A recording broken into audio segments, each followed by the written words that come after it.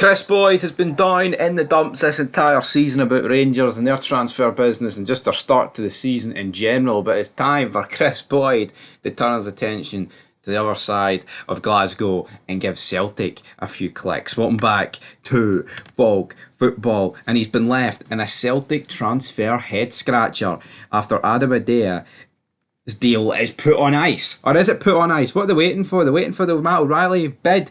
We've got at Atlanta promising another 5 million. Oh no, that's not 5 million. They're promising another fifth bid, which is just incredible. What is this? Is this FIFA? A fifth bid? Normally teams do not make fifth bids. You know, normally you get it done within two.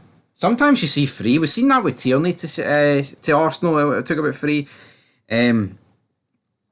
But let's see what he said here regarding everybody. He was in the Sky Sports studio with Alan Stubbs. He says, right, regarding Idah, and I quote, "It's a game of cat and mouse. Celtic want to pay as little as they can, and Norwich want to get as much as they can for the player. It's up to the clubs to thrash out. From what we gather, the player would like to come. I think Norwich are trying to get the best they possibly can, but these are more or less always resolved sooner rather than later for Celtic, because obviously Hugo is an issue. Has he come off as a precaution? But I would still be worried that this is the same shoulder he is having a recurring issue with." But former Rangers striker Boyd, he piled on the misery when he pointed to a January miscue in the mark. He's like, "I'm surprised Adam Idah, when you look at the deals Celtic have done over the years, which they have been very good at in those years, I'm a little surprised they didn't negotiate a deal for Adam Idah in January. It's been the same with Bernardo and Carter Vickers. When we go back to January, it was a question mark over there.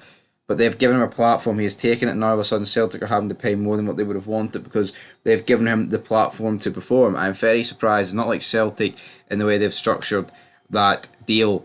End of quote. But maybe Celtic had no intention of wanting a loan to buy. I guess when you get a loan to buy, right, or like an obligation to buy, you're kind of tying yourself down. The fact that it was just an open 6-month deal was like, if he does well, brilliant. If he doesn't, then we don't need to buy him, sort of thing. But again, Idah coming into Celtic, he was a decent striker before he came, and you would assume that he would have done well, and he did do well. He scored a lot of crucial goals, and he helped Celtic get over the line big time in the Scottish Cup and in the league.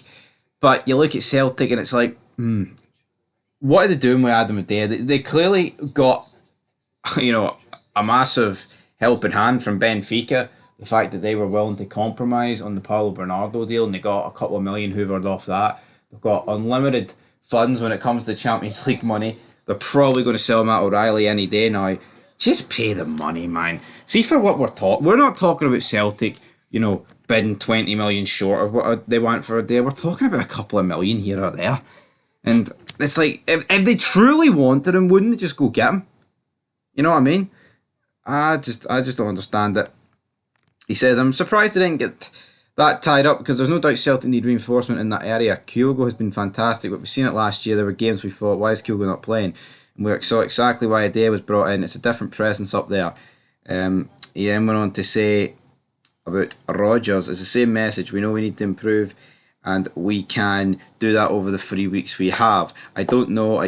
Listen, I have to have respect to Adam as a Norwich player. I'm not going to go too much about other clubs' players." And that was Brendan Rodgers talking, not Boyd. I probably should have cleared that up, guys, but you know what? It's toasty. It's beginning to fry the old brain here. But what do we think about Kris Boyd?